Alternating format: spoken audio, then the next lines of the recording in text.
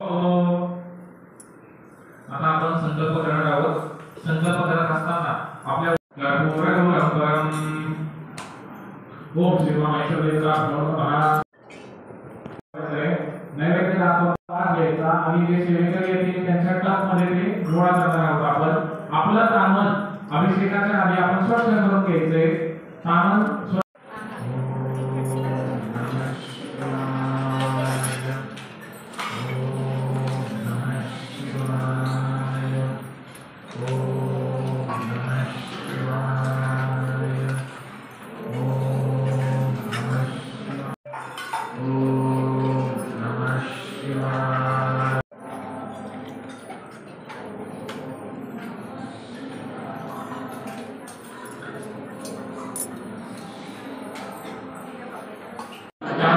संतति दृश्यपात रक्षपा पजाल मुक्त शासनम अष्टसिद्धिदाय कपालमादि कंधरम काशिकापुरादिना सकाल भैरवं भजे भूत संजनाय विशाल कीर्तिदाय काशिवासलोक पुण्यवापशोधकं विभो गोविंदं पुरातनं जगत्पते काशिकापुरादिना सकाल भैरवं भजे कालभैरवाष्टकं पठन्ति ये मनोहरं ज्ञानमुक्ति साधनं विचित्र पुण्यवर्धनं शोक मोह दैत्य लोभ कोपताप नाशनम ये प्रयाति काल भैरवानि संधिधरम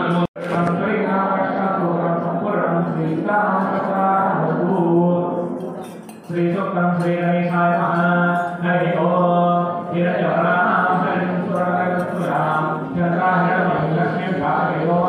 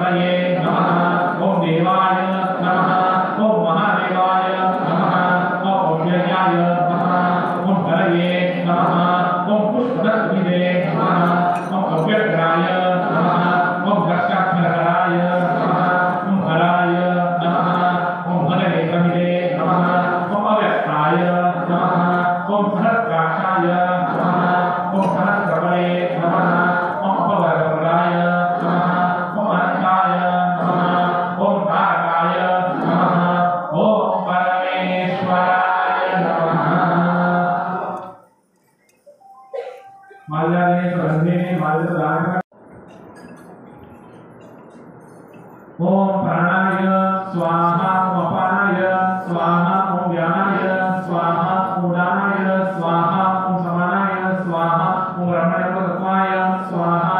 3 बड़ा पानी करना सोडा केवल तो मतलब हमारे वाला हो 3 बड़ा पानी करना सोडा। सूत्रवचन समर्पयामि सूत्रवचन समर्पयामि सूत्रवचन समर्पयामि।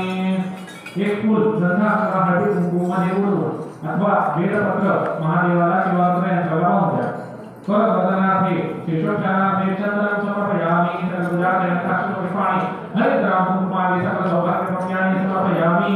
ओम श्री महाईश्वरेभ्यो नमो नमः तरणदेवताभ्यो नमः नैवेद्यं समर्पयामि। आपण विडा आणला असेल तो विडा महादेवासमोर ठेवायचा आहे। 2 नागवेलीचे पानं त्यावर खाली थोडा सुपारी आणि आपली दक्षिणा जी काही यथाशक्ती दक्षिणा आपण महादेवाला आपण करणार असू ती दक्षिणा त्यावर ठेवायची आहे।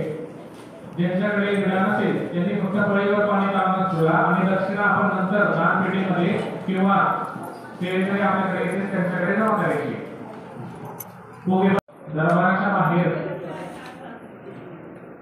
आपण जेवढे सेवेकरी बसले असतो त्यांनी कापूर लावू नका. दरबारात राहिलेले स्वरूपात कापूर आपली दाखवले जाईल.